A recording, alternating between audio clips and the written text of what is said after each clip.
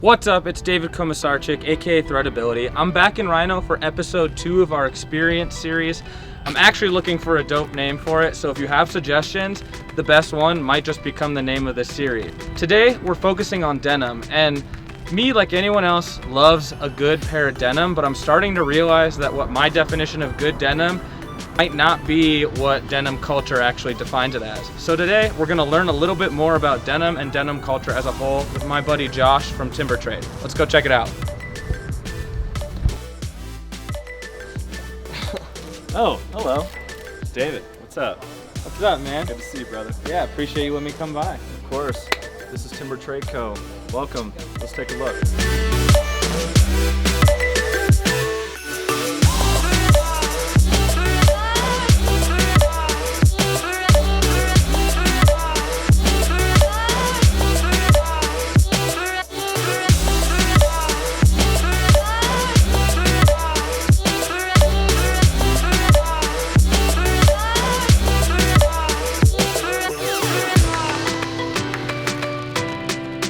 Man, Josh, you got such a cool shop here. Tell me a little bit more about what you do as a whole and what you focus on. We specialize in Selvedge Denim, so we have a bunch of different brands from Japan, Western Europe, United States. They're all built with premium fabrics. So from seed to sew to pattern to cut, everything's made ethically and with the highest quality in mind. So just focus on fabrics, focus on quality, and focus on longevity. Yeah, so I mean, since we're talking about denim and like good quality denim today, what makes good quality denim for you? Because you know we've got guys in malls and retails that sell their denim, and maybe that's what people are picking up for some fast, quick denim. But yeah, what is it for you? What makes good quality denim? The quality denim comes from the looms. So these are looms that were built, you know, and then patented from Levi Strauss back in the late 1800s. So it's the old heritage way to do it. It's quintessentially Americana. These looms were all pre-World War II, and so there's not a lot left, and there's not a lot of people that know how to work on them. So a lot of these fabrics are actually hand looms with different tensions in mind and different characteristics. Got you. So it's really coming from the materials and the way they're actually produced, as opposed to like spit out of a factory, basically. Exactly. Tell me what got you into denim in the first place. Towards American-made quality clothing that goes back to kind of the heritage way to make and to wear it. Goes back to probably the 40s and 50s is when the sort of heyday of American craft was at its... We were kind of saying that the niche is growing, but it seems like there's a pretty tight-knit community around this denim culture. I mean, at times, like when I scroll through, maybe even Instagram, I'm looking at, you know, I follow some guys who I guess would be in the like denim head culture, but it gets hardcore. It gets hardcore, and it seems like it's a little bit, I don't want to say snooty, but I mean, it's like they're a level above in their denim, you know. We can call it discerning for sure. But the fun of it is there's a lot of different brands. There's what I cheese out about. With that community, and you know, we are tight knit, but you know, the fabrics, absolutely, and the different brands and the hard to find stuff. It's like collecting baseball cards. Well, I mean, just talking about the ethical fashion, and the fabrics and materials that you're focusing on. It seems like it's just a group of people that are really into that, and they care about how it's made, where it's made, what it's made with. Like, it's a collector's culture. It really is. I mean, like I said, those hard to find pieces are kind of coveted. I like it. It is hard to find. The fabrics are very unique in these brands, but we also try to kind of ease people into it. It's a lot of education. Absolutely.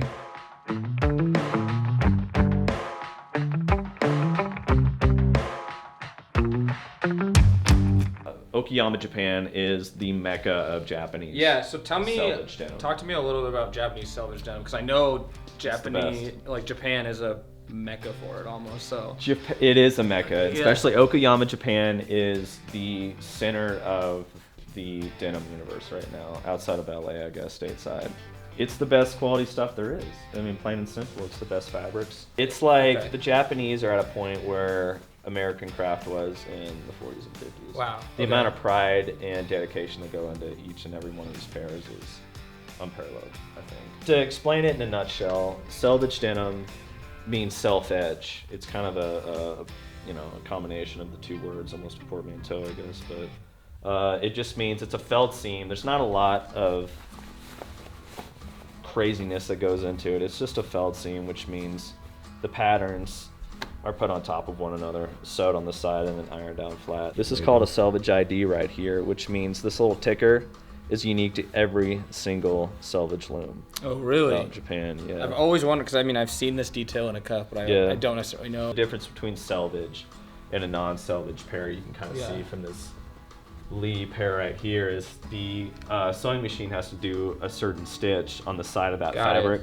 that mass manufactured fabric, to keep it contained without it fraying. So the Selvedge, the fabric keeps its own edge, and so it doesn't need to do that. That's what the cuff is to the denim community. Got it. It's to I mean, I know it sounds crazy, but they're so unique, and it's to kind of, it's almost like just a club. You kind of show each other and ask each other about it, and that's where's awesome. that from, and where was it made, and stuff like that. I love that.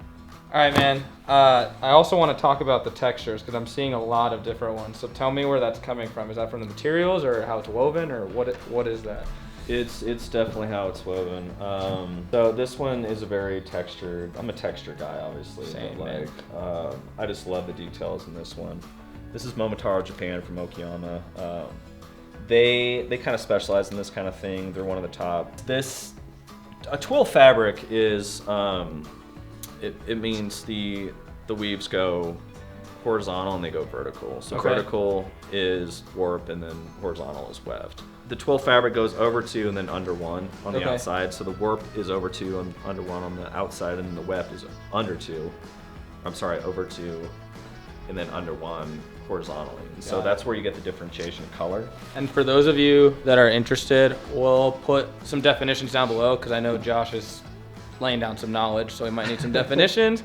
And then if we want to do a full video on that, just let me know down below in the comments, and we can go through terms and definitions and really everything that he's talking about in depth. But for now, we're going through the basics. This little texture comes from, this is called slub, these little white dots right here.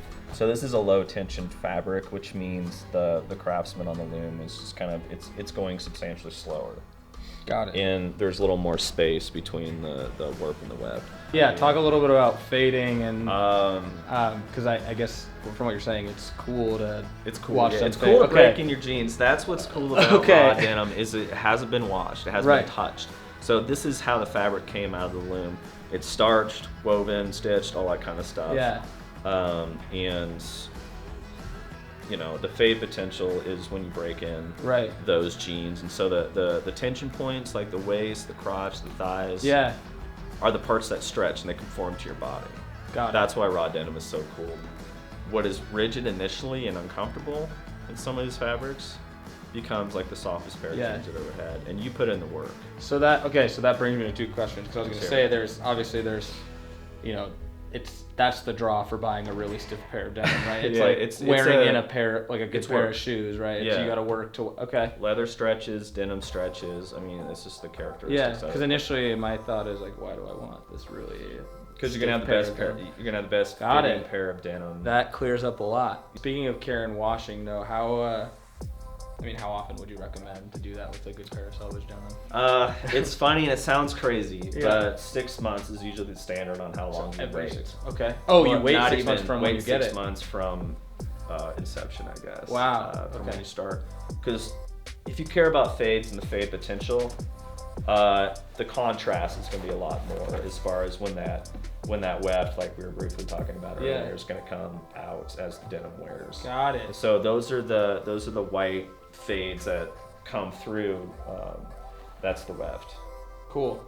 The important part is to get the right fit from the get-go, knowing that it's going to be a little snug and uncomfortable at first, but it's going to wear into the beater. I think I'm ready to try some, man. So why don't you put me in like what you think is quintessential denim out here? I have some recommendations. All right, let's do it. I'm excited.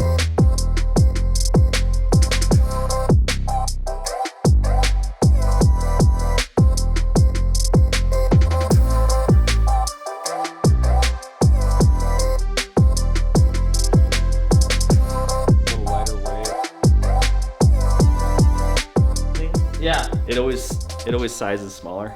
Okay. So if you're small, which I usually am, so they do like European size. I'm gonna try 40. Okay. Up to you if you want to try that. Yeah, I'd love to. Let's do it. So you can do denim on denim, man. Yes. Yep. Sweet. Let's do it.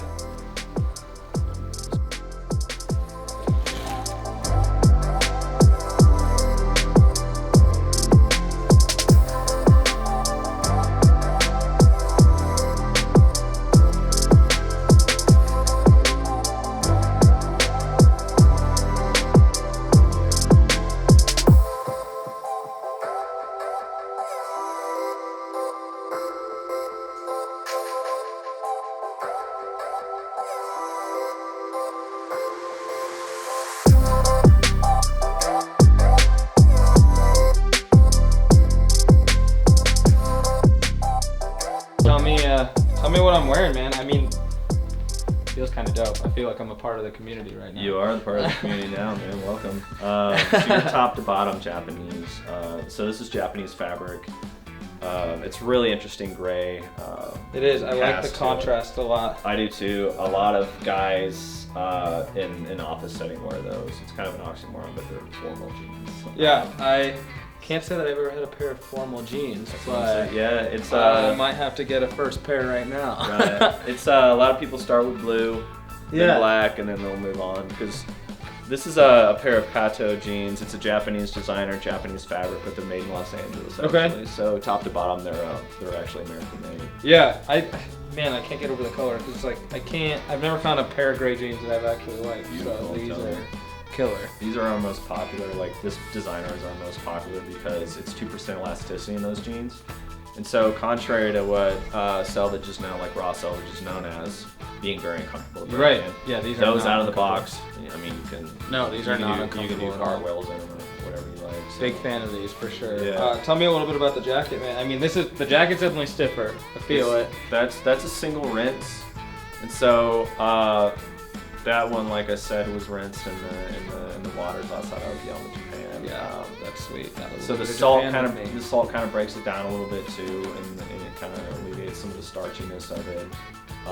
But those are the go-to battle stripes. Yep, I got my battle stripes. Yeah, those are. I mean, the U.S. market's a little different. Yeah, the stripes actually fade as well. Right. And so, I mean, the fade potential in the jacket's a lot too. It fades just like a pair of jeans, just in different spots. Right. I mean, so the other question I have, talk to me a little bit about how some of these brands are staying current too, because I mean, we're talking about a manufacturing process and this all coming from a time that was, 40s and 50s. So we're talking about a way back when, but how are they becoming more relevant now?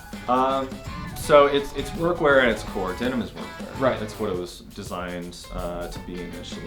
But railroad workers and things like that, like miners out west, started in San Francisco, obviously, but it's moved its way everywhere around the world.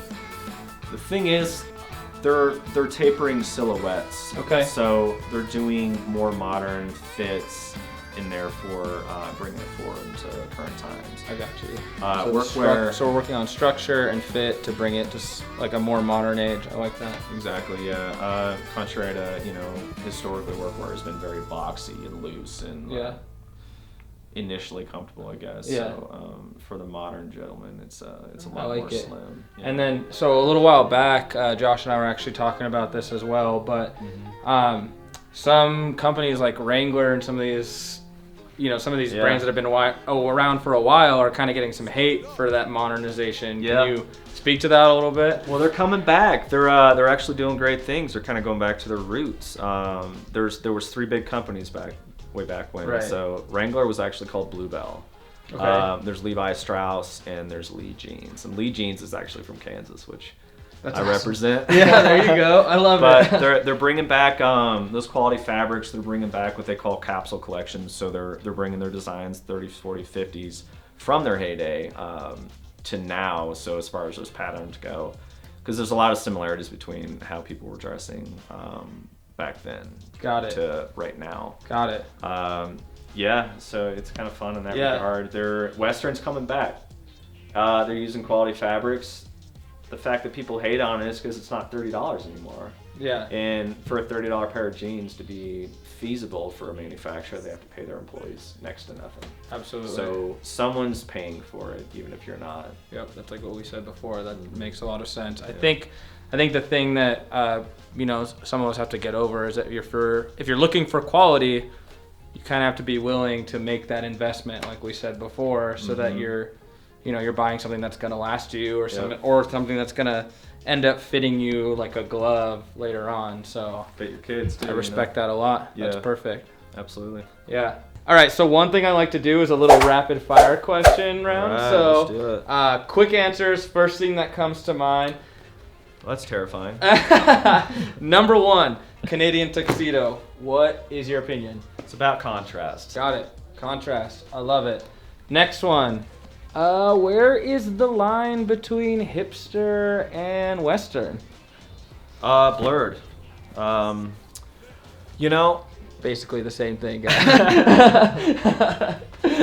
absolutely, yeah. And then last one, best mustache and denim pairing. Right there. That's your guy. That's the best pairing. It's me. Oh, and make sure to follow. I'm at Threadability on all social platforms. Where are you at? At Timber Trade Co. Give us a follow.